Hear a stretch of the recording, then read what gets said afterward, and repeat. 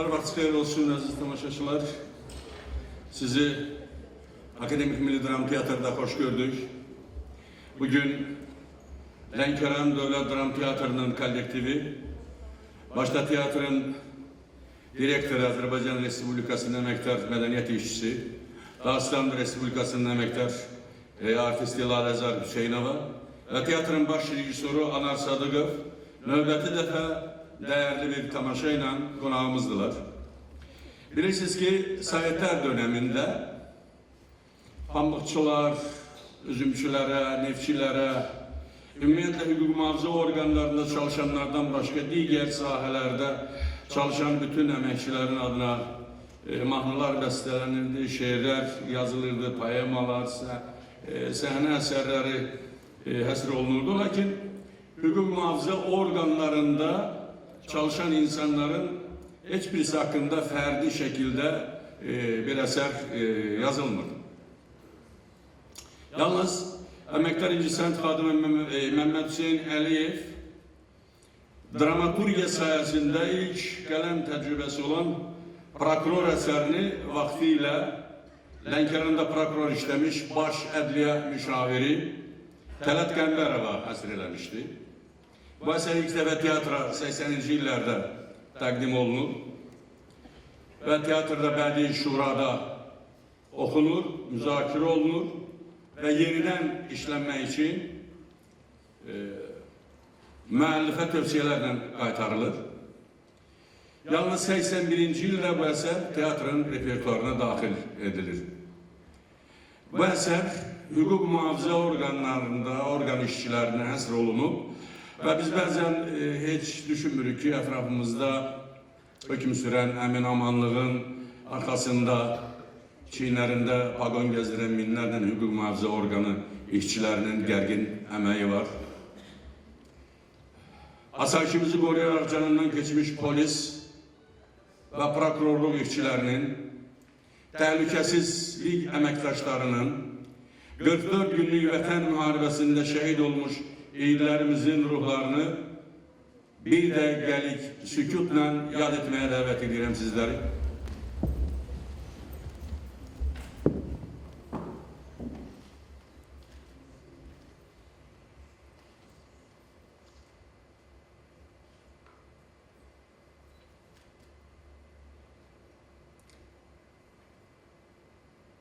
Allah rahmet eylesin.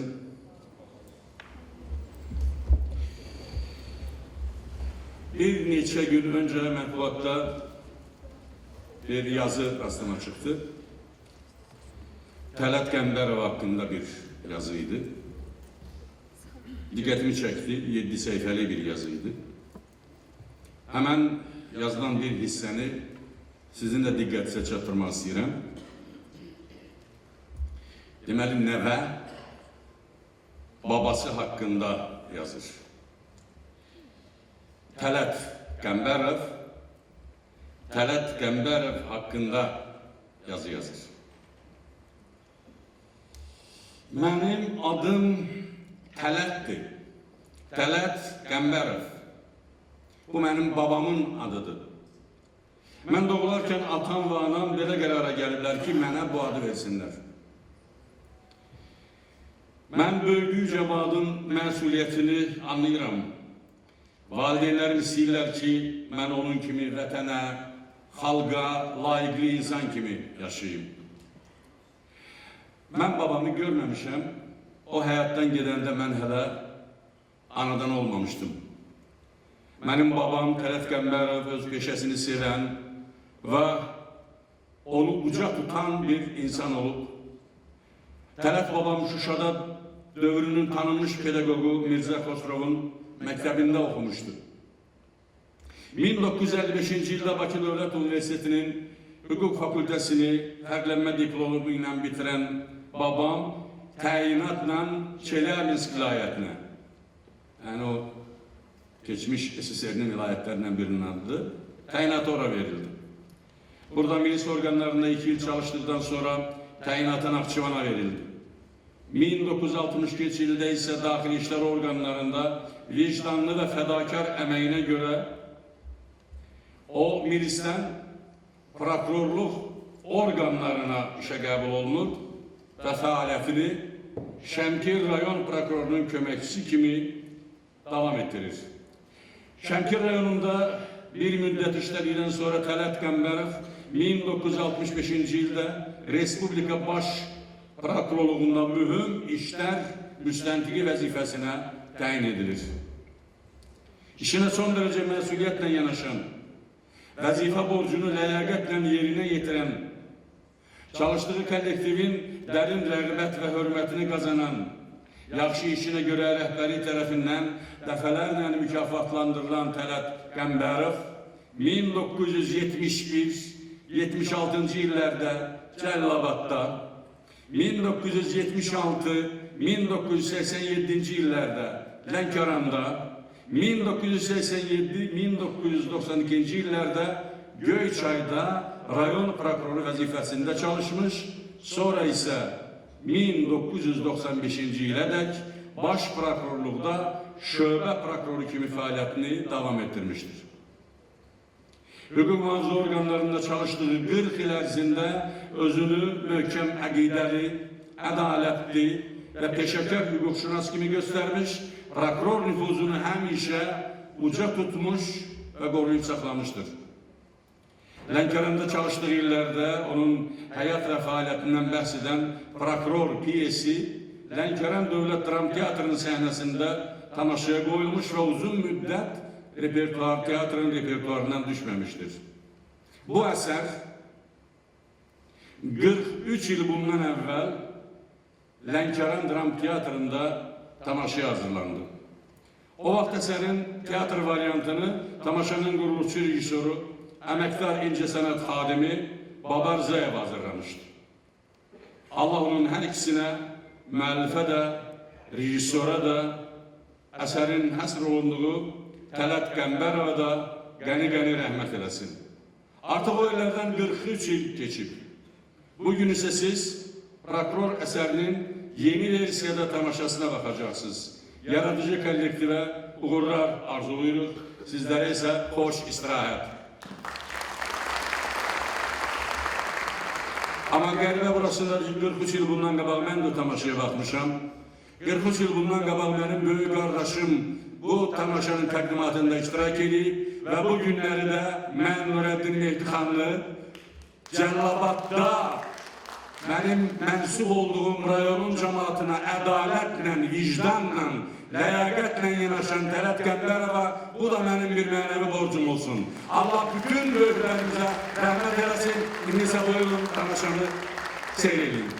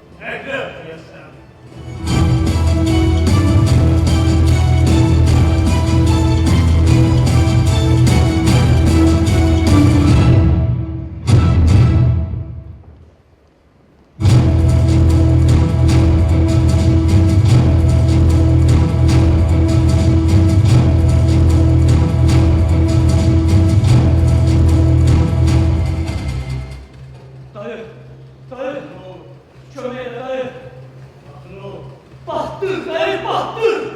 İşler yaxşı gelmiyor dayı. Abi niye? Traktör değişir dayı.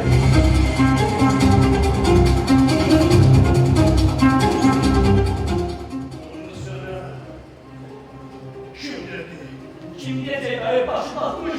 Emir Hanım. Eğlenli de gel, terfitesini gözlendi. Demeli iş kalmadı. Ah seni namert. Kurtarmadı dayı, kurtarmadı. Şaftar oldu, şaftar işi bitirmedi, işi bitirmedi. Vergilerimizin gözü Sus! Rektor gelir, salamat da gitmez. Yüzü gelip o da onlardan biri. Sen ne konuşuyorsun dayı? Biz vergilerimiz. Müsebbiş ki bu da. İnanmele değilesi ya onlar diyor. Sen hele müstendik değilsen dayı. Bu müstendik çift başın maymanı biridir. Nereden ona dedim ki iki terfi ver, mahkemeye öpülmedi, öpülmedi. Hele bir de bunu değildi. Sen rahat olma, bakma, her şey elimizdedir. Bu değil dayı, bu da onun eli. Cinayet işi divara mağla çekmeyi değil bacı. Cinayet işinin 99 bulumu 100 de düğünü var. Elə düğünü var ki senin kimalı təsiri mühendis, onu bir yere açar bilmez. Cinayet işini esaslandırmak sana hazır gelmesin.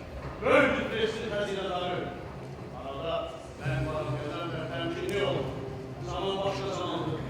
Selman'ın vəzifəsi yoksa da yetre yarım dili var. Gören gözü, yazan el var. O kapron çıran caynaqlını görürsən. Ne bəxti var dayı, sağ ki görmüşəm. Bak o kapron çıran caynaqlı vəhşi kişiyi hardan tutsun bilib dağıtacaq. Səlim Han dərinin o caynaqlı vəhşi dəniz kişiydi. Onu yakalama her müstəmkin iş değil. 50 dəfə tələlərdən yaparlar. Elə 50 idi, gözə görünməz səngərdən muhatır. Özünü məharətlə qoruyub canavar olan. Səlim Han həbsxanada da silahilə qoymayıb. Bilirəm dayı, bilirəm, mən de onun üzerine rahatım. Neyse, ne kadar, hak kadar düşmanlar bizi çukura batmışır ki, hiç izleri tozlarında kalmayayım. Selim Han da onlardan biri olacak.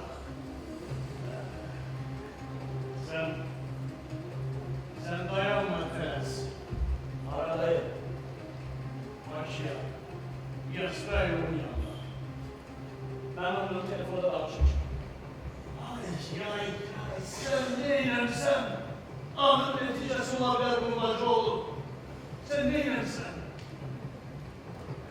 50 gün telefonda olsa ne dedi? Bilmirəm dayı, sana kurban olum. Heç mi başa düşmədim. Bilmirəm nə danışıb. Sörtüb danışdım. Onun dediklerinin olduğu için öyle danış. Ben bilerim mesele neydi? Deyir ki, çəkişə çatdı, narahat olmasın. İndi nəsə başa düşdüm. Sonra ne dedi?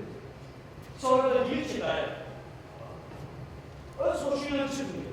Kəlbətinlə çəkib sarılır. Çəkicə deyəni mənə şərbətimlə çəkib çıxarıblar. Deməli, prokuroru özləri işdən çıxarıblar. Sonra ne dedi? Ay dayı. Yaxşı da yaxşı.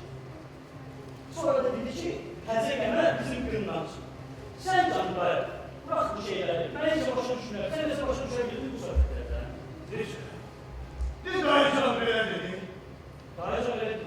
Bu da o demek ki, təzə gələn prokuror bizim adamdır, bizim. Gerek uçan kəməri qeyd edək. Doğrudan da. Bizce bu işlerle salamat tutarsaydı. Bura bak. Ben burada derler ederim. Sen tercih et onun yanına. Yüzbeyiz otur onunla. Her şeyi açık, aydın danış. Ben karar. Yaxşı, yaxşı dayı. Yaxşı, alakası bir dayı. Dayan.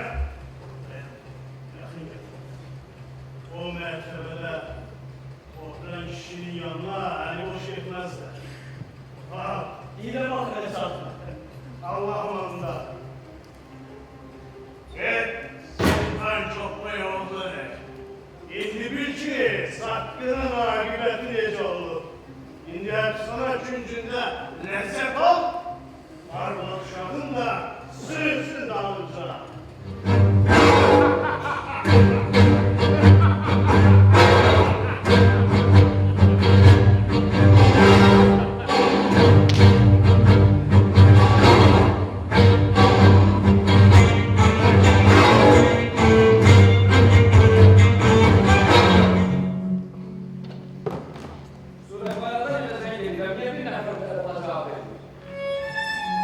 Sen de Sami'ye kontrol edildiler. İdareye sevgilenmiştim, oradan dediler. Doğrudan gelirsin.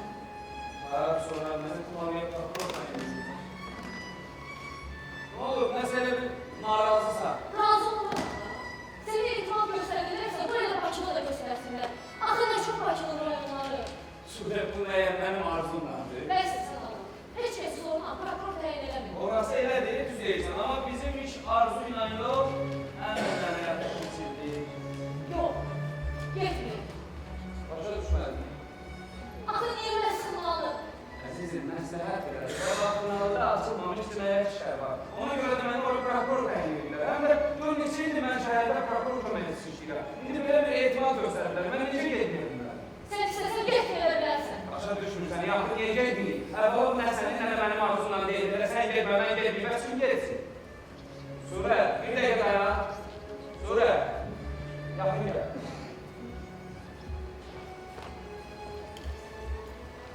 Al. Bu məktubdaşları oxu, özün başa düşəcəksin.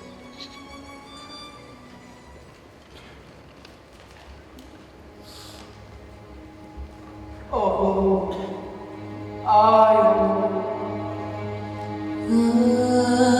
bir geçlersin, ayaksız külfetin sahibi, kötü balaların başında duran, bize rehmin gelsin bala, Esarda ballığa, edalet, elimi tutup, nahattan böhtene salıp hepsi atıplar. Şer, böhtandır. Erim bozu kişi. Muharebe işlersidir. Belə de zulüm olar. Defelerle müstəntiqin yanında olmuşam. Hiç bir faydası yoktur. Dedikleri hamısı yalandır, böhtandır. Leçe evladın namusu, ismetiniz. Qadın leçeyi qanağı yorulur. Mən leçeyimi sen ayaların altına atıram bala. Bize kömək yok. Kömək yok. Kömək yok.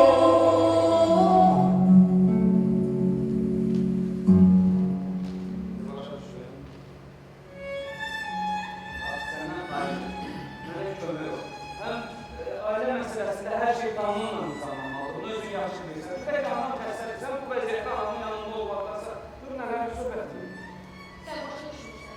Sen bilmirsən ki, anam mənə hər şey danışır. Axı anam sənə nə danışır? Nicatın kanalını atıyla şəhəri həbsə aldılar. Yazdı onu da çatdı. Bu məsələ ilə o məsələyə Sen gedir. ne istiyorsan elbette ilgili. İstiyorsan ki ben de sen ona yaşayan hayatı yaşayayım. Çox ne Sen təbii. de bu hayatı yaşamak istiyorsan. Bir dəqiqə mənə bax, Surə, bir dəqiqə bax. Bu məsələ artıq dəqiqləşib və mən getməliyəm. Ayşə, deyirəm, anlayış göstər.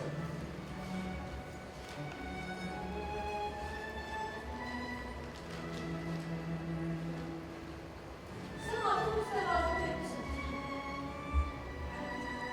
Ne desem de boş. Git. O yalan benden kalsın. İmtihanlardan sonra belki ben de yanına gelirim.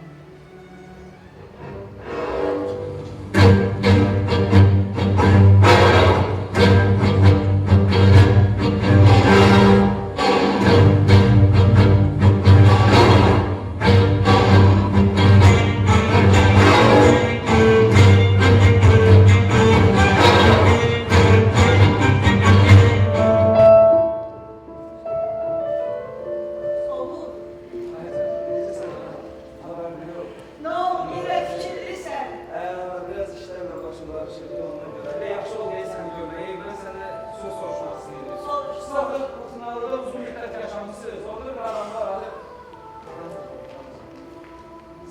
İlhan, səni taraf verdi. Onu tanımırsan kimdir o? Nəçidi, necə adamdır? Necə? O hələ sağdır. Atanı batıran o qurumsaldır.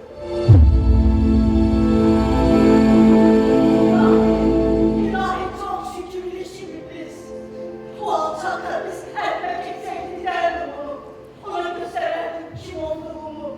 Ay oğlum, atanın alttan saldı o şeref. Bugün nə qədər şərəfsiz bir adammış. Mən heç bu qədərini bilmirdim ona. Yaxşı ki tutuldu senden əvvəl. Belə bir fürsətə kim doymaz mənə? Ay oğlum, bas onun elindən doy geçsin alçaq. Qalmasın səndə o bir sarsmıda. Oğlum, hayır sen. Özünə müqayyət ol. Yaxşı. Neçə zəng var? Sen özünə müqayyət ol.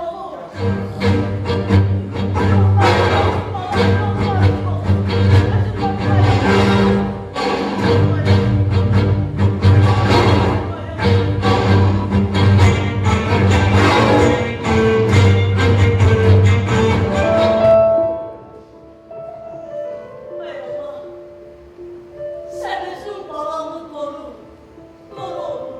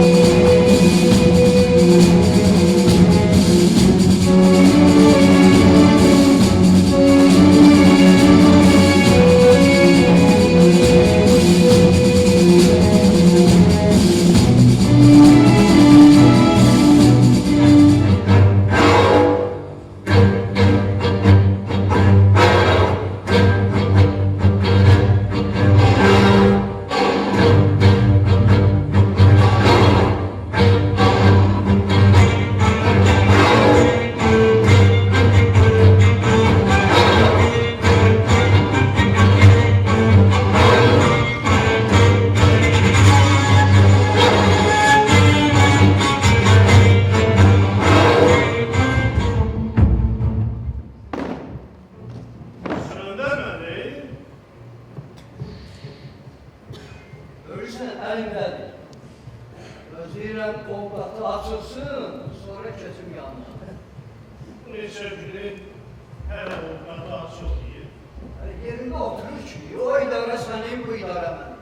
Ora bura, fırfıra kimi fırlanır. Əzəldi səməndər mənim, yordan vaxtı ola. O qədər başına nuqta salıb gəzdirək ki, darıqma. O sən görənlərdən deyil. Sənə də qoca səməndər gələr. O çətin sənin pəncəndən yuvalıya qalxara bilər. Şüyə basma. Bu gələn yumuşanmaq bilmir. Biz məclisi, biz qaynamır. Belə, daşlı olsa sənə bir tanımın ediblər. Baba, pəkə,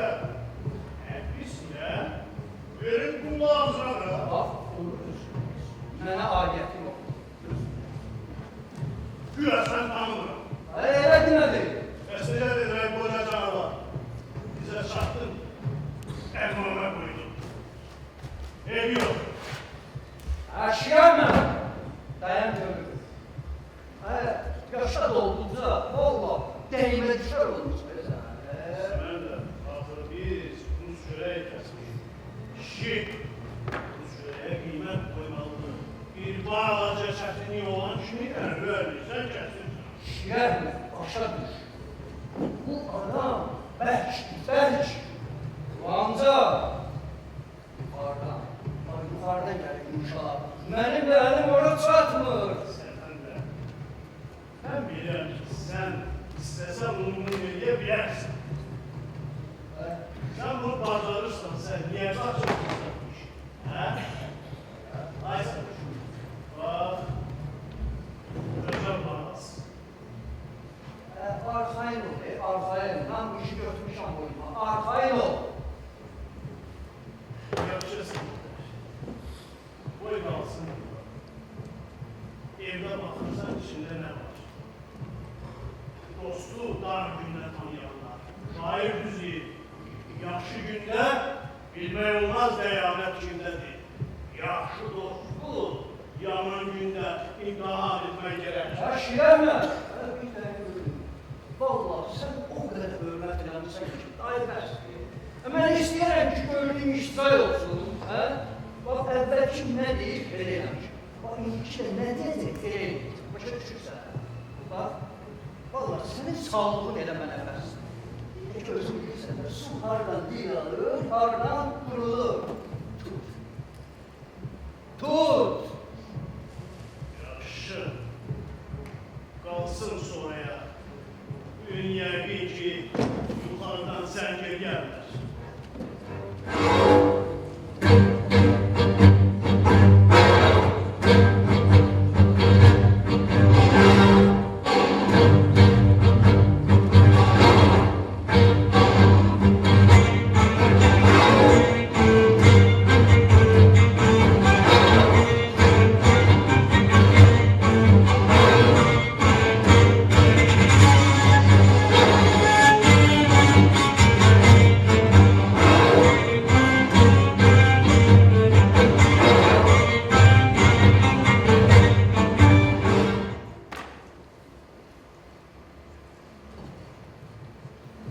Gəlmək olar sana.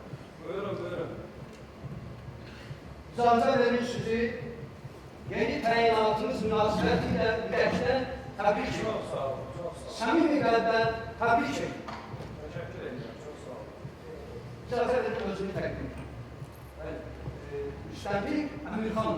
Oo, Emirhan Hanım, hoş geldiniz. Ben de öyle sıra özlüyorum. Buyurun, işlerim sizi. Deməli məsələ belədir. Bu iş 3 aydır mənim icraatımda.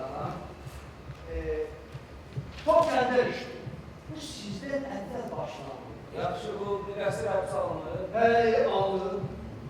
İkinci testinin kası işin axırında bayılıb, özündən gedib və də orada da ölüb. Seyfdən küllü miqdarda pul və sənədlər götürüldü. Bəs yaxşı bilgiysə, yaxşı aydərləriniz də. Cinayəti bizi itirildi. Cinayət Bəli, baronsu da iş yerindən olmadı. Orada kənar adamlar konuşurlar. Yaxşı, bəs həkim nələr edir? Həkim, deməli, Kassim faktörü. Nasıl bir yaxşı, deyin görün, bir preslə əksiliyi mənim səmənizə müəyyən edir. Bax, bunlar arasında bu neydi və neydi? Neydi Neydi üzərində heç bir xəsarət izləri aşkar edildi. Trestin də maliyyə əməliyyatları bankla bir yerdə müqayisəli şəkildə araşdırıldı. Nəticəsi necə olur? Müəyyən edilməmişdir. Pul kassadan elə götürülür ki, nəymiş idi, tozda qaldı. Prokurorun göstərişinə əsasən, deməli, ziyan mülki qaydada tələb edilir. Qaronusu da, deməli, cinayət məsuliyyətindən alınmışdır. Təqsirinamə, ana şekildə, imza edib ötəy məhkəməyə. İş çoxdandır sürünür. Nizam müddətində Seyidin əsəri necə? Ekspertlərin keçir? bəli, qaranlıqlaşıq bizlərdir. Heç bir iz məlum deyil. Yaxşı, bəs bu qəsr günahın boyunu alır. Alın. Nədir?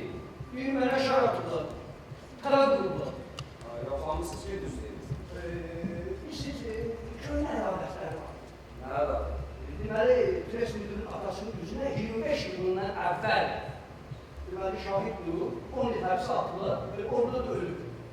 Aydınlaşdırmışsınız ki Bilirsiniz, artıq yoxdur, amma nə qədər adam dindirmişəmsə də heç biri təsbih eləmir. başa düşdüm artıq yoxdur. Biz cəmaat arasında bunları tanıyan bir nəfər yoxdur. Var, amma ədalətlərini təsbih eləyir. Yəni tamam. Sənə təkrar edeyim. Mən özüm yoxlayacağım.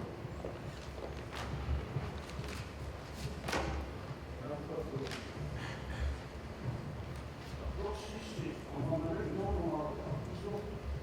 Yaxşı, burası görün, bu ölmüş xəzinələrin adamları nə deyirlər? Əmirxanov, mən istəyərdim ki, siz mənimlə biraz açıq danışasınız.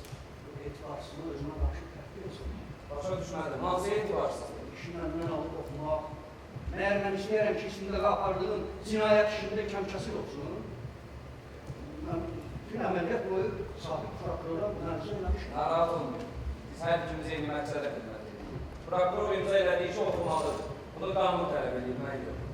Qanun, inan və qarşılığı hörmətlə rədd edən Əmirxanov, söz güləşdirməyin. İş oxuyaran baxarıq.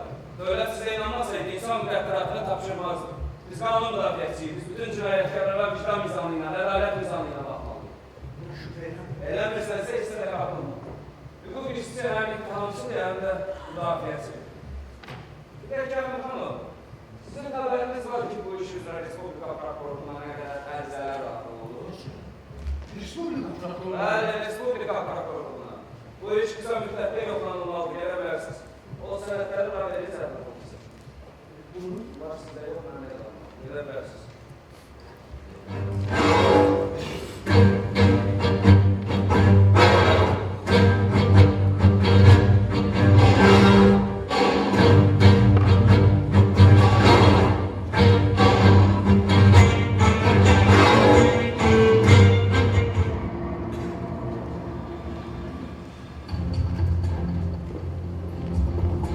Bu müddət keçdi. Ona görəsə, kənar təsirlərdən çəkilir. Niyə? Niyə?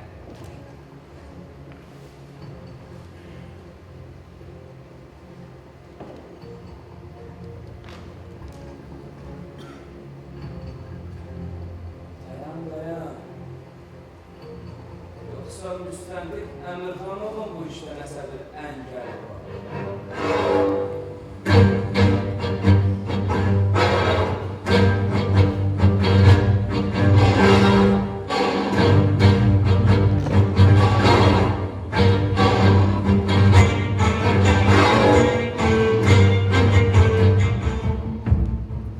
Əmirxanov, hoş gördük. Necəsən Əmirxanov? Olmaz ki Əmirxanov. Qəzənfər gəldi. Yaxşı, Əmirxanov. Buyur, bu da əmanət. Dayım göndərdi. Ne oldu sən Əmirxanov? Dayım deyir ki, soruş gör, məruzə edə bildik. Yuxarılardan zəng gəldi. Bize elədim, olduğu kimi danışdım. Ne güzel. Yaxşı danış böyle geldi. Bütün suallara cevap verdim. Razı olun. Başa düşmədin, desəyəm razı olmam. Olmadı da. Bəs sən Elədilər. Mən məruzə eləyəm. qiyas verildin. Hə. Yaxşı, bəs cənab prokurorumuz nə deyir? Gidip bakarım. Əmirxanov. Əmirxanov, sən bu işlərdə saf-saqqal adamsan. Hələ də başa düşmürsən ki, bu baxara nə deməkdir? Ne demek? O deməkdir ki, işlərimiz yağ kimi gedir Əmirxanov. Sən yemin qanunlara, niyə belə kimsin? İşe aldı məndən. Bir şey olub da burada. Necə? Bir şey olub səndən. Niyə Əmirxanov? Dedi, özüm oxuyaram. Özüm. Əmirxanov, mən sənə vaxtında demişdim ki, Əmirxanov! Sənə vaxtında demişdim ki, bu işə əldən vermək olmaz. Bax, niyə sən bu işə əldən verdin? Sen ne danışıyorsun? Prokuror yine dönem geldi. Yaşına sindirisi niyə? Bilmiyorum. Neyle neyləyək? Oxumağa hələ bir həftəsi var. Bir həftə var, hə? Mənim gücüm satmır, başa düşürsən. Dayına hər şeyi demişəm. Hər şeyi demişəm dayına. Görək nə təmin müşahidi yok. Yumuşaldırır. Ne güzel. Əmir xanım, bildim bu yumuşalma məsələsi onda necə olacaq? Onda mənim tozuma da çata bilərsiniz. Mən dolarım daş, granit, mərmər, granit, tön. Gələ bilərsən. Əmir xanım, səndən bir də soruşuram. Prokuror yumuşalmasa, onda çare kimdədir? Əzraildə. Bildiğin Əzraildə. Nə çox sual verirsən, nə çox danışırsan. Və bildim mən soy dalların ayağına düşün, arada uşağını dilə tutun. Aya pul verin, pul. Pul verin, maya koyun. Sizin ki bu işlərsən, işlərsiz var, hə? Niyə bunları eləmirsən? Senin dayının ayağını biləni, və mənim başım bilməzəli, çıqqı. Rədd ol.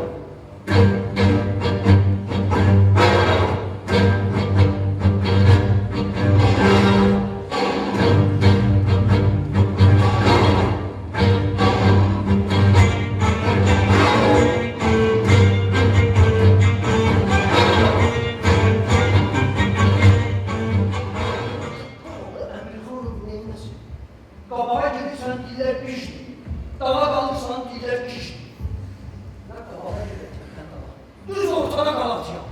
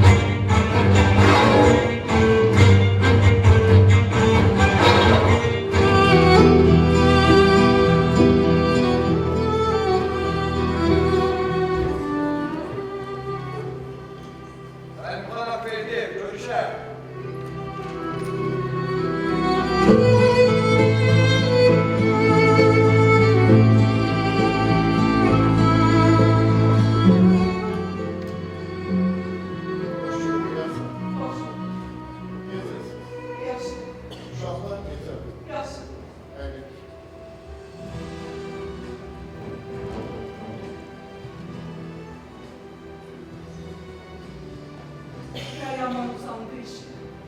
Ne aval mıydı biz düştü? Elə bir məsəl var, deyir, döyünə qapını, döyərlər qapını. Dost bilmədim, qohum bilmədim, hər şeyi düzlüyə qurban verdim. Nə bilirdim, axırda özüm də düzlüyün qurbanı olacaq. Bir deyəm olmadı ki, Aysel xanım, az haqq qədavlətdən danır. Düzlüyü elə bircə sənə tapıyım da. Göre göre. Bugün senin sesini eşitmeyenler, gün olar. Onların da sesini eşitmezler. Hak nasiler üzülmez. Deveden böyüdük. Nə buyurdan atlarsan, Aysel. Elə bir heç bir yokmuş, nə dəvə varmış, nə də pi. Bircə Əmir xanım varmış, bir də şirənlər çoxuymuş. Bilirsən nə var sənə? Təzə fikrə düşmüşəm, əvvəlki fikrimi danırım. Əvvəlki fikrimi danırım, yolundan da dönəndik. Yine nefşire düşmüşsen aş. Neyi danırsan, her şeyi danırsan, vicdanı, insafı da danırsan. Vicdan bunu bir söz, insanın vəzifə başında unudur. Hər şey bu. Çünki danasını büyümüş vətdən yaptım, yüzü də, asları da buymuş. Tutup ki Əmir xanım səfirə. Bəs prokuror, əlimdən bu. Sakin ol. Nerede sür? Səbirli ol. Ağlıma başlayın. Ne olur, adam şəhərə düşər. Böhtana da, yoxlayarlar, dəqiqləşdirərlər. Mən də əvvəl belə fikirləşirdim, amma axırın başqa cür. Necə görür? Sənin fikrincə heç bir adam yoxdur. Var da ya. Bəli. Ki, Bir eləsən.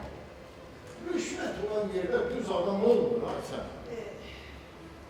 Sənin başı belə doldururlar ki, onu ayırtmaq çətin məsələdir. Yaxşı, bu təzə gələn prokuror barədə nə düşünürsən?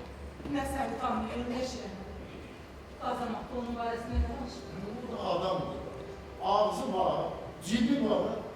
Bundan rüşvətli kimdə çox orada qalsın. Fəaliyyətdə ondan. Kişinin gəldiyi bir ay deyil, düz deyirlər. Şairlər dərs yerindən, hamamdan, bir də qazamaktan yaldır. Burada başqa məsələ var. Nə məsələ? Təzə prokurorun gəlməsi mənim xeyrimə deyil. Gözlədiyim ümidlərim alt-üst oldu. Prokuror resminin üzünü de gördüm. Seninle ne davranıyor? Burada başqa mətləb var. Ne anlatıyor? Təzə prokuror Kamranın oğludur. Çamuran kimdir? Kamran Poladov. O vaxt biz Quzeylidə yaşayırıq. Kamran mənim cəbhə dostum oldu. Sən onu tanıyırsan, müharibədən sonra bizim cəbhə kolxoz sədri oldu.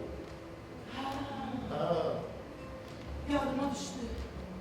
Hündür bu, gövdeli, yüreğli bir kişi. Gözlenilmeden dolaştırdılar. Yoka çıktı. Arvadına buralardan duyuyor. O da kesip gitti. Ev eşiği tarumar oldu. Ayşe, atası senin dostun olur. Nişan verirsen seni tanıyalım. İşimi de düzne halleder. Ben ne için? Sən, o mənim dostumdur, amma məndən ona dost olma. Mən onun dostu olmaqdansa düşmən olma. Deməli, onun baxmasında sənin dəlin olur, hə? Yox, Deyirəm ki, niyə belə alovlanırsan? onun baxmasında mənim əlim olmuyor. Mən onu böhtandan qoruya bilmədim, gücüm çatmadı. Əgər onun qabağına atılsaydım, özüm də batardım. Zaman alır zaman idi. Canım gətirdi şirətlərim, amma sənə, mənə bir mən qulaq. Sən mənim ölümcüm yoldaşımsın. Uşaqlarımın anasısan, həyat yoldaşımsın. Mən günahsızım, bir haqlı demişəm, o da düzünə. Necə günahsız sana Ayşe? Bundan böyük nə günah? Niyə başa düşmürsən, onun baxmasında mənim əlim olmuyor. Bax, sənə, günahsız olduğumu hamı bilir. Bir nəfər cingirimi çıxarmıyor. Niyə, ne üçün? Nə yer mən pis adamam, bəs niyə dillənmirlər? Çünki qorxurlar. Bax, mən də o vaxt qorxdum, budur mənim faciyəm. Mən qoca vaxtı ağlımı itirməmişəm, ağlım yerindədir. Həyat özü mənə dərdir. Sənin bu dərdin o bir dərdlərindən betər olur. Şirəşə görə günümüzə çarə tapa bilir. Şirəşirəm deyirəm, bəlkə Təzə prokuroru burayla Şir Əhmədin özü də dizilir. Mənim bir dəfəlik məhv verilmiş. Bəlkə yedim anasını yalan. Yox, ananın günü. İnsə ki, düzeydilərsən, yaralarının gözü qopar. Mən bilirəm, nə varmaq nələr çəkir. O vaxt kənddən köçəndə qorxudan bir adam tapılmadı ki, oradan çıxlı yoldan keçmək üçün ona bir araba bilsin. Sənəm, ayaqdan demək istəyirəm, ürəyim başlayır. Mənə diqqətlə qulaq asın. Qazamatda mənim ağıllı dostlarım çoxdur, mən bunlara inanırım. Bunlar mənim başa saldılar ki, bir işi qırsa, tilsimli qırsa, qiymətli bir hədiyyə biraz. Sən bir elə də, evdə o boyunluq var. Bunu bir tanrıda bu, ipək yaylığa düş. Abla bu masasının üstündə, ağlığa yalvar deyilən ki, ərini nahaqdan tuturlar. Deyilən, burada sizə soğuqlar kimi gətirmişəm. Sayınızı buraya başqa yolu yox. O boyunbağı sənin dırnağa da qurban. Boyunbağım mənim üçün dərsizdir, anamın yadigarı. Ayşe, verirlər axı, bu prokuror rüşvətlə müharibə ilə verir. Birdən götürmədi. Boyunbağın üstündə rüşvət sözü yazır. Rüşvət elə bir qüvvədir ki, onun açdığı qapını toxla, mərmi də aça bilməz. Bir də sənə namat olur. Qazamat yoldaşların məni başa sağlıyor. İş götürməsən, o sənin kəndini toxunmaz. Sən anısın. Bu da yaxşı bir kişinin olduğu, səni həds eləməyi şərəfinə sırışdırmaz. Deyirəm birdən baş düzəltmək istədiyimiz yerdə vurup göz karardı. Yaşamak istəyirəm sənə. Vallahi eğer müharibede düşməklə üstümüz döyüşdürülseydim müfadine. Ama yaşımın bu çağında düşmənin dizi altına nahaqdan yıkılmadan mənə ağır gəlir sənə. Selim taraf verdi, görüş bitti. Gözüden uğraştım. Şunlardan uğraştım. Kırsa düşürəm, tutmasa da. Evet arkadaşlar verdi, görüş bitti. Sevgiler.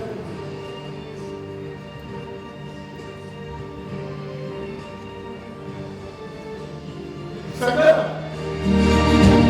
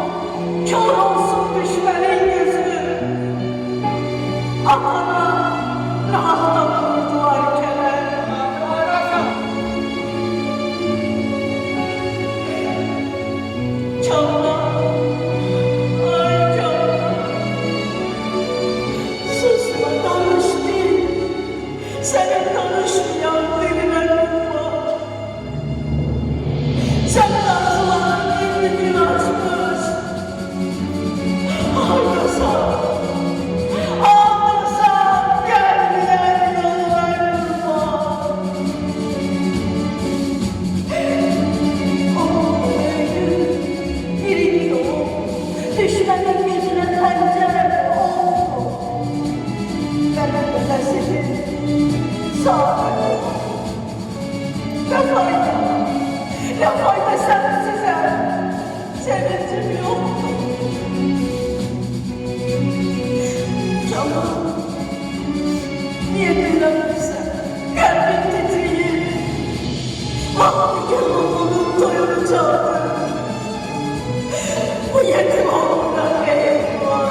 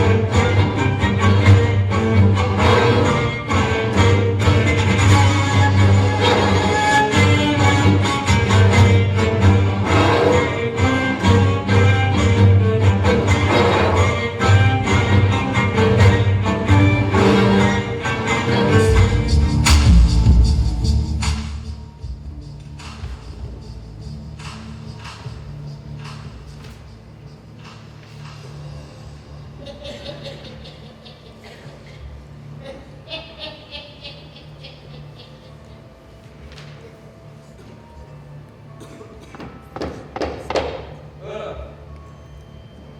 Eşler misiniz? Öyle şey soralım. Siz kimsiniz? Niye gündüz yok nizamlı okula geldiniz? Yaşlı kişiyim. Dedim kurtuluş görmesen yaşlı. Buyurun, eşler misiniz? Adım Şehmet. Familyamda Dergal. Eşitmiş olarsınız. Verir, eşitmem uşağım. Çünkü berkalar, gıybet kıranlar çok rayo. Rayona teze bezme şahs gerek mi? Özleri sağlarımın yanı. Rayonda demagog şimdi, erize yazan şimdi, soğukat getiren şimdi. Belelerinden Soruşan yok ki. Aydaymışlar, sen gel durmalı. Adam adama öğretmeye, kömeğe. Düzende. Öyle geldi. Mal menlik bezimler. Bu sabah ben kömeğlerim, sabah el maşa olduğunda sefasını görürüm. Tamamıyla haklısın ama başa düşen lafı nelerle kimlere verse verilmeyiz. Yeni girişimden getir çarklarla. Başta da benim adım. İnanmazsın. Elime dünyardım Allah. Bir dakika. İnanmazsınız adınız. İnsan ayol. Hiçbir gezediğim. Böyle bir İslam erişimi, ondan sonra bu süreyi geldi bir hikmeti var. Neyse. Var içesin. Ah gele. Bu koca emini yakın aldım yapsam. Dilerse ki ben dost yolunda yine canımdan geçerim. Adalar bizdi. Kuş var, etin yer. Ama kuş da var, etin üzerinde. Kendi Siz ne işle meşgulsünüz böyle? ben aslında tekrar lazım şu an. Çünkü presinde eksperit eşliğine. Hemen ancak arbitrajlarda, mahkeme savunmalarında o presin geçmiş bakmış kurlarını, borçlarını yerine koymak için yurt isimlerden istifade edilir. O bir çok olmaya sağlamış diye de bir Niye başa düşmedin? Ne oldu? Ne başladı? ben seni yaxşı tanıyorum. Eftirmak gibi. Neyi? Ee, Nereden alıyorsunuz? Sizin o böyüyüz var böyüyüz. Bir dakika başa dönmüyorum. Söyle ki ne yedin? Ne yedin? Ben Ne oldu ki yapma? o Türk resminin reisi var Gaziantep. Eyvah. Gaziantep Eyvah. Aha. Ben bazım oldu. Bazım. He. Babam birisinin biriydi. Orada çıkmam olmaya sallar. Çağırırlar bildirirler. Çağırırlar bildirirler. Ama bu işlerin hepsi maalesef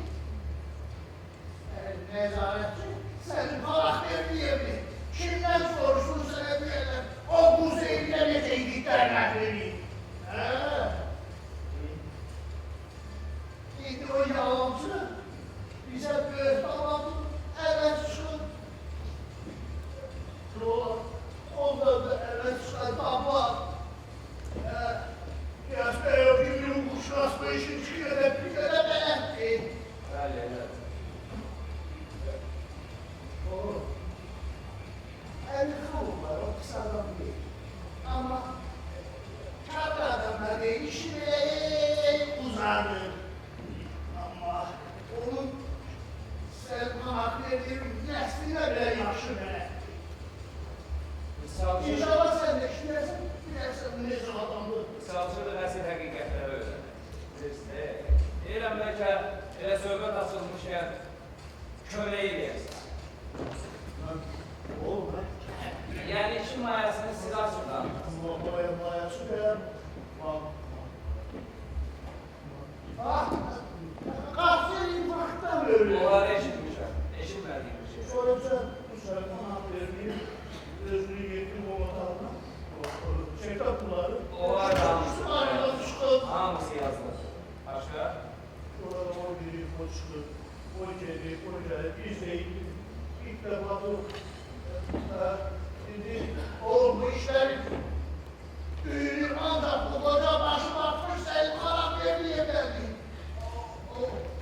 O kenarda kalanlar bilirler ki koca kişi sen yaşmış adamsan hadi sana hüküm.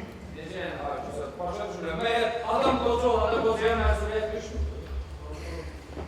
O evvəldən bu yolun yolcusu olur. Axı mənə deyir, biz çalışırıq ki, əsil həqiqətləri öyrənək. Bu cinayəti öyrənənlər elə qarma-qarışıq şəkildə öyrədilər. Amma siz heç narahat olmayın, nədən narahatsınız? Mən bu işin haqqında çıxacam, artıq bütün iş mənim əlimdə. Heç narahat olmayın. Burada bir iş yoktu. Bir şey yoktu. Bunun kenarda kalan adamları alemi kaçıştırırlar. Ben sana prokurora Kıyas Bey oğlum, şantiyerimde yalan konuşsam oğlum. Şimdi bana haram var. Oğlum, yine belki elinize kalkasan, kalkasan, bu sürekli Bu vaxt qalsın başqa vaxtda inşallah görüşərik. Sağ olun, sizdən müvəyyət olun, gedə bilərsiniz. Oğlum, bende bir şerefim var. Buyurun, işləyəm siz. Mehmet, buyurun esirgese, sebebi izleyerek. Daha değil desem, yazmayına hediye ederim.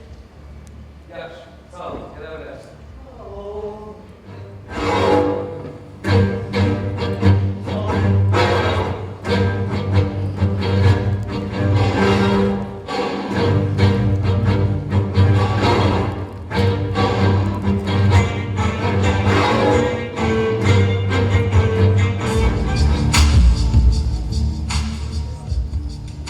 İndi belə adamlarla işlə görməyəcək. İşi rəhmət Hacı Əhməddən İmamiyərdən betərdir ki, gah qanundan danışır, gah mərəzdən söz açır. Bu namus prokuror belədir. Sağ olun.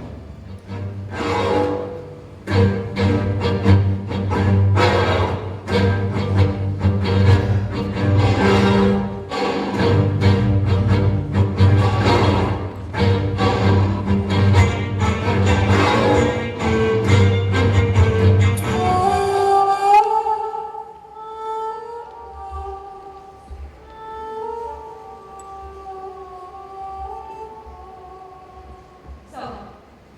Aleyküm selam. Buyurun, buyurun. Niyə səslənirəm? Buyurun, hoş gəldiniz. Eşidirəm sizi. Anlayın oğlum. Al bir ceyana, bir dəstə əlsiz, ayaksız külfətin sahibiyəm. Kök babalarını başladılar. Estağfurullah. Bizə rəhmin gəlsin baba. Nəçə qadın namusu, isməti. Qadın nəçə iqanla buyur oğlu. Mən neçəyini sən ayaqlarının altına Estağfurullah. Siz deyirsiniz, bura idarə edin. Yeni hərəkətlər eləmək olmaz. Bunu verin. Sonra kimsə sözünüzü deyin, görün nə olur, nə baş verir. Baba, bəs harada qaldı xala,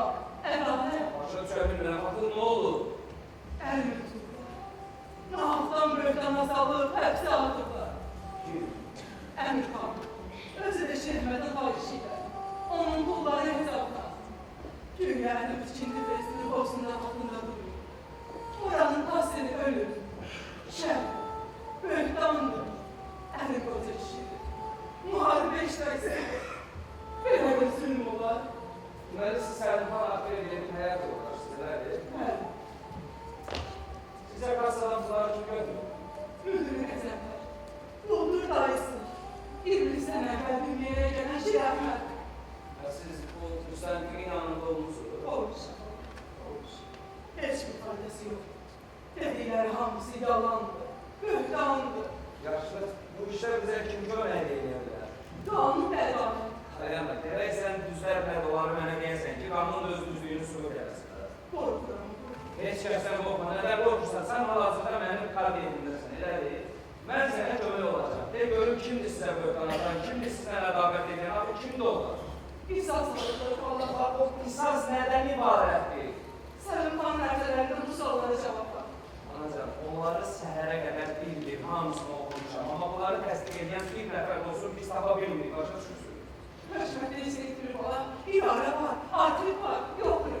Yaxşı, bəs düz çıxmasın necə? Al bir çayıma, lanet olsun. Anacan, əstağfurullah, ayış edirəm, belə sözlər işlətməyik. Narahat olmayın, əgər sinirləndiniz günahsızsa, heç kim onu heç seni elə bilməz. Adil ola bilərsiniz. Hələ almaz. Aha. Aa, nə yaxşı, nə yaxşı. Anacan. Bağlamanı yapmazsan. Allah, Gəlirsin, gəlirsin. o bağlamadaki hal olmalımdır. Halal olsun anlamını sürdü sana. Emin bir ki kendimizin sohbet etmişim.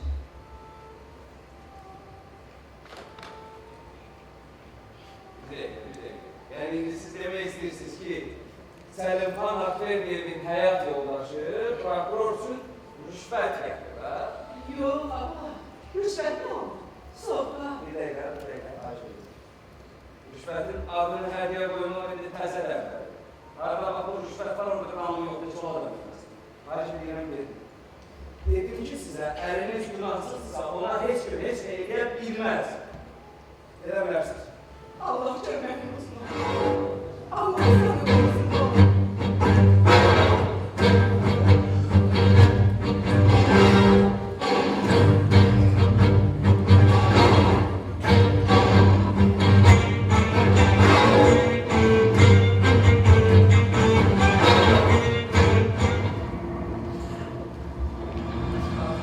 Nə qədər ki, vəzifələrin, zirvələrin rüşvətlə işıqlandıranlar var, nə qədər ki, o gəldiyi vəzifəyə rüşvətlə gələnlər var, nə qədər ki, ədaləti tapdayanlar var, həqiqət pərdələnəcək. Qanunu düzgün yerinə yetirmək dəhşətə çevirir. Bunlar təmizlənməyincə, bizə yaşamaq haram. Haram! Haramdır!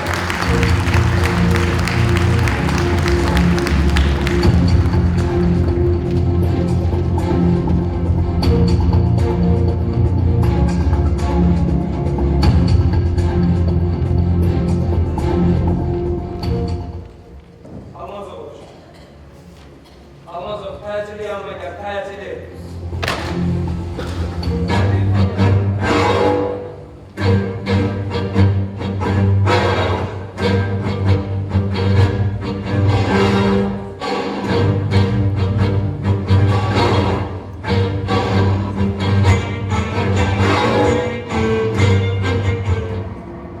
Gəl, Almazov, dediklərime diqqətlə qulaq as. Mərkəzdən dinməkçilər gəlir, qarşı içəri qarşısına. İkinci respublikası bir qeyri bir haqq-təzələ müayinədə keçirilmək. Müayinədə rəhbərliyi şəxsən sizə etibar edirəm. Tam diqqət və ciddiyyəti ilə. O, Müstəndiq Əmirxanovun apartı cinayət içində çox ciddi qüsurlar var. Çox ciddi qüsurlar var. Oldu, edə bilərsin. Cənab prokuror. Əli. Bu sərifat həddiniz olsun. Sənlə bir üniyyətə əsnanlar edilsin. Oldu.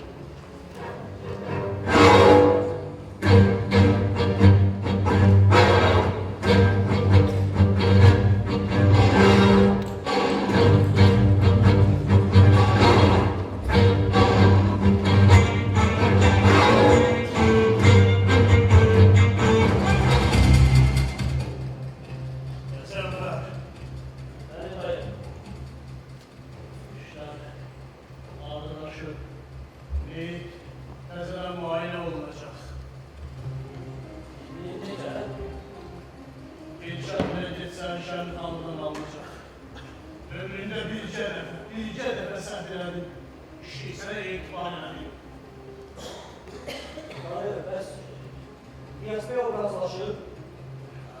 Bacarıksız ol, bacarıksız. Sözüme bakmadı. Səlim xanım batırdı. Məyər mən hər işi İlyas Bəyovla məsləhətləşəm. İlyas Bəyov kimisinin mininin qabağına tulapayı atıb, onu muhtarsız otarıram. Dayı, ben artık bezdim bu işlerden. Sen bana icazı ver. Koy ben bu işi öz bildiğim kimi halledeyim. Sən nə danışırsan ay axlaq? Artıq polislər qəbristanlığına polis dostu yaradılar.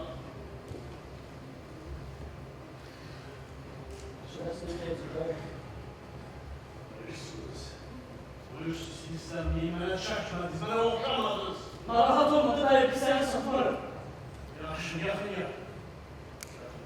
Bizim Səlim xanla qərəzimizi prokuror bilməməlidir. Yaxşı, şurası meyilliyiz oldu. Yox, axı, görək nə çıxır.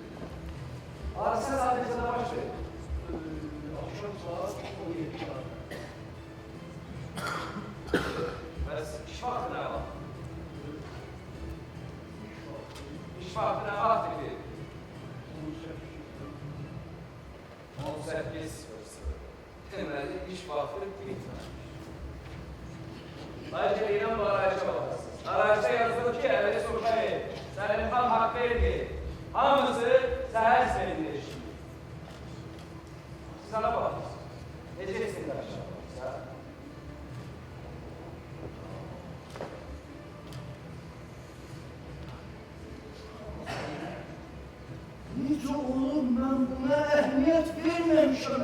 Mənə də olar. Jurnalistlərin rəyinə görə laboratoriya analiz göstərir ki, Əli Sultayı infarktdan yox, zəhərlənmir. Almaz. Evet. Dikkat edin.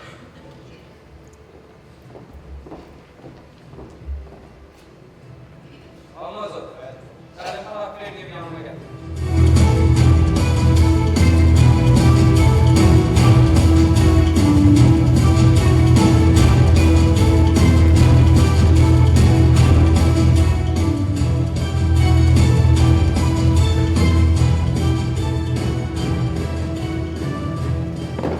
Vatandaş hak veriyor, beyler. Hayır şimdi. Vatandaş hak veriyor. Siz sözünüze yerleşen yerden de değil. Ben sadece bilmem eder. Ben bugün sözümü ayak üstə deyəcəm. Düz eləyir. Hamı görsün ki, gönlü dürüst adamdır bu. Hemen tamam, sana bak. Oğul, mən sənin arxanla dost olmuşam. Amma bu dostluq mənim günahıma sağ. Bak, günahını boynuna almaz ol. Yaz, sonra. Yağmurdan sadaq, yaz. Bəli, mən müqəssirəm. Günahım dağlardan alırım. Kimsə günahını boynuna alır. Bu nə sözün? Sən affırak bu. Bəli, mən müqəssirəm bu işin qarşısında.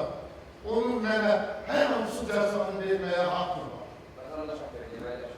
Oğul, mən gücsüzüm, acizim, qorxaram. Siz mənə güzəşləyin. Vatandaş hak veriyor. Siz yerleşin. Siz Əli Sultanevin seyfindən küllü miqdarda uğurlanmış qullalardan cinayət içində təqsirkar hesab edirsiniz. Buna sözünüz nədir? Oğul, mən müqəssirəm, kamıram kimi bir kişilik uğraya bilmədim. Amma bu işdən günahım yoxdur. Əsla xəbərim yoxdur.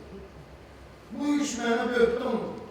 Mən rəqabətlər olduğu üçün Şirəhmət Bərkahov, Bidunun Baxsoğlu, Qəzəmfər İmrazov qəssəm bu cinayətə məni zirədiblər. Məni bir dəfə məhv eləmək. Sən bizdən bir qoşun adamdır. Əmir xanım, sizdən sonuncu dəfə xəbərdarlıq edirəm. Heç kimə artıq danışmaya icazə vermirəm, heç kimə. Hər kəs haqqıdır. Vatandaş hak veriyor. Mən görürəm siz hər şeyi üzə deyən, açıq etiraf edən adamsınız. Mənə xahiş edirəm, kabul etmeyin. Bu cinayəti kim və ya da kimlər törədir? Dəqiq deyə bilmərəm. Ərifələrimdə göstərdiyim amma bu iki şəxsdən, Şirəhmətdən bir də Qəzəmfərdən şübhələnir.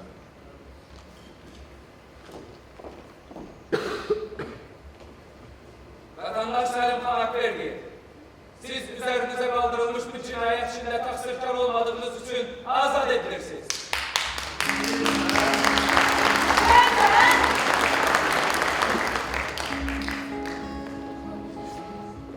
Nedir yani? Günahkar değil. Anacığım, günahkardır, bu məsələyə günahkar değil. Mən danışacağım sana. Bəs nə oldu ki kapıram? Baktım ona haktan. Ay sənə nənəm qurban gəlsin də. Canın boğaza yığmış qırınlarında. Selim Han, sen ki kamranla dostsun. Dosta bir bakın. Aa, yeni bir bak, mən sənə. Avul, bana silah ver, onun gözlerinin içine sıkın. Burada bir de tahmin ettiğiniz gözlerini görmek istiyorum onu. Öldür onu, öldür onu diye kulağıma yalvarıyorum sana. Ama sen kaç Dur, yaşındasın? özür dikanların ümit silahı. Ev yok, ruhuna buluşalım biz. Ev yok, ev yok, ev yok. Oğlum, sən əsəbsən, qulaq asın. Onun o işlə əlaqəsi yoxdur. Bu qanunda yazılır ki, günahsız adı mən onu məhbus edim. Başa düşürsən, sən yapsamaya olmaz elə. Oğlum, kanununa götürmem. Ben de sen yaşar olmaz sana. Ne olur kendine. Selim Han.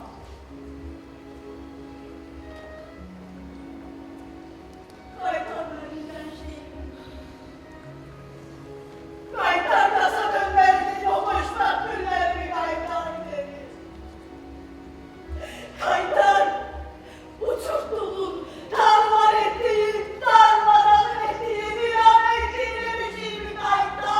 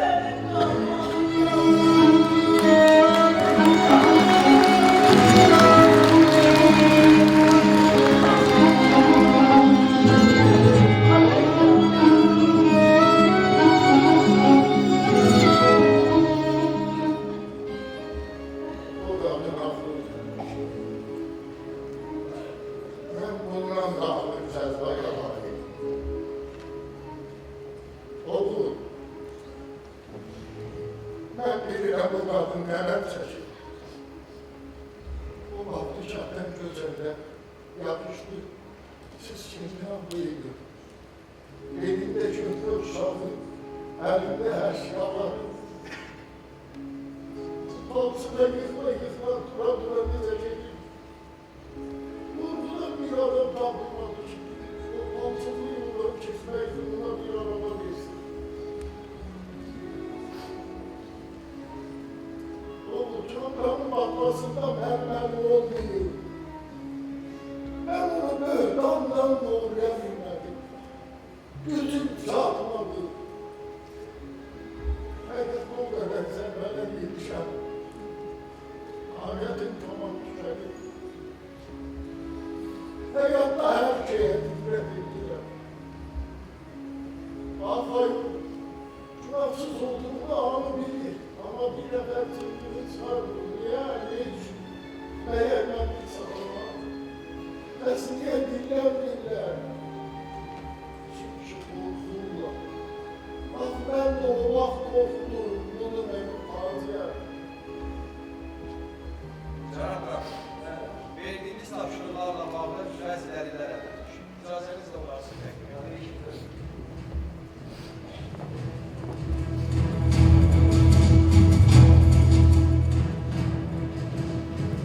Cənab, əli söhbəyi üçün göstərilən tapşırıq uğurla nəticə verir.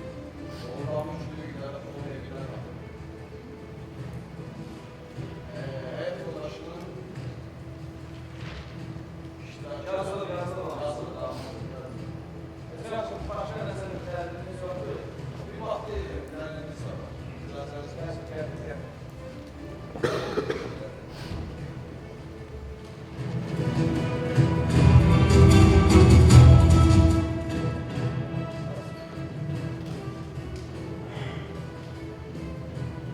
Əlinizləri kim ayır? Qəzənfər Elazov.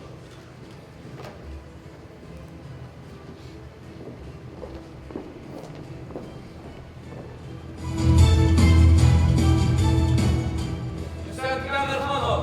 Bəli. Vətəndaş Rəhmət Bərgahov və vətəndaş Qəzənfər Elazov. Siz günahı olmayan bir adamın qəsri elan edib həbs elətdirdiyinizə görə həbs edilirsiniz.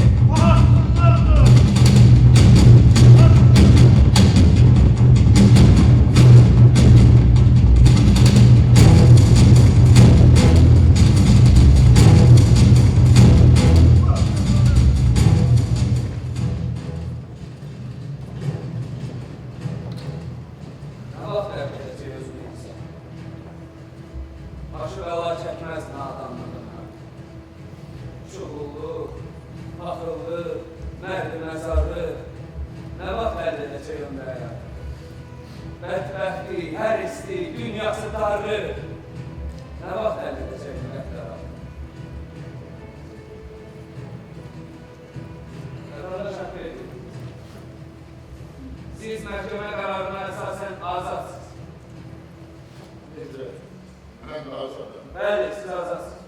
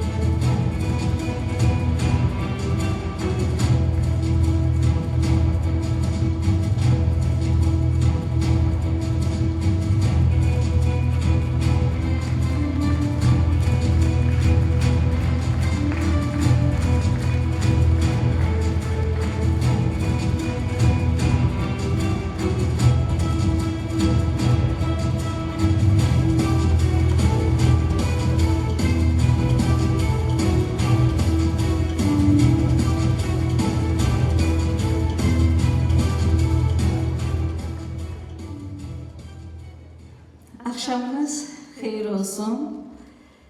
Mən sözümü ümummilli liderimiz Heydər Əliyevin teatr haqqında söylədiyi sözlərlə başlamaq istəyirəm. Ulu öndərimiz demişdir ki, teatr müqəddəs yerdir. İnsanların mənəvi cəhətdən formalaşmasında teatrın həmişə çox böyük rol olmuşdur. Bu günləri biz bunların hamısını görürük. Bəli, dövlətimiz tərəfindən teatrlara çox böyük diqqət və qayğı var və olmaqda da davam edir. Bugün əlbəttə ki, siz ziyalılar bizi tək qoymadınız, bizə dəstək oldunuz. Bu da bir qayğıdır, bu da bir diqqətdir. Mən öz adımdan, bütün Lənkəranlar adından, Lənkəran Dövlət Dram Teatrının kollektivi adından hər birinizə dərin təşəkkürümü bildirirəm. Və əlbəttə ki, bugün mən bu səhnəyə Məmməd Hüseyn Əliyevin böyük oğlu Ənvər müəllimi dəvət etmək istəyirəm. Buyurun Ənvər müəllim. Bir də yazarımızın prokuror haqqında yazdığı bax bu əsərdə Fələt müəllimin böyük oğlu Kəramət müəllimi səhnəyə dəvət edirəm. Buyurun Kəramət müəllim.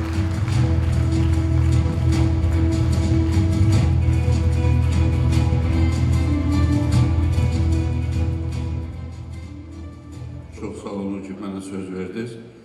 Bugün mən doğrudan da gözlərimə inanmadım ki, böyük bir sənət abidəsinin səhnəsindən prokuror əsəri canlandı və ona yeni həyat verildi. Buna görə Mehriban Ələkbərzadəyə, sonra Laləzər xanıma, bizim gözəl rejissorumuz Anar Babalıya minnətdarım. Kollektivin hər bir üzünə çox sağ oldu. Çox sağ olun.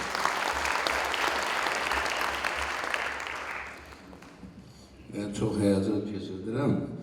Çünki məni böyük oğul kimi təqdim elədilər. Amma Tələt Qəmbərovun böyük oğlu Natiq Qəmbərov burada.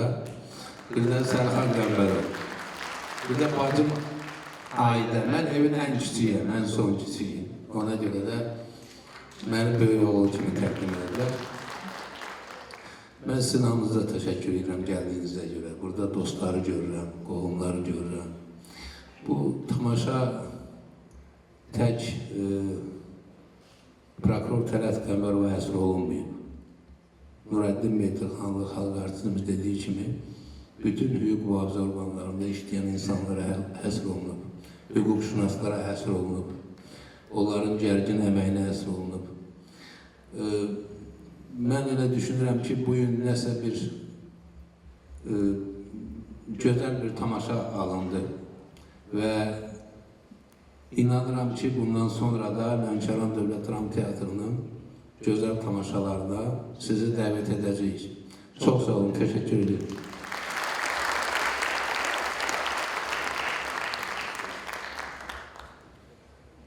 Əlbəttə ki, mən bir daha Akademik Milli Dram Teatrının rəhbərliyinə və kollektivinə bu gözəl münasibətə görə təşəkkür edirəm. Sağ olun dostlar, nə yaxşı ki varsınız.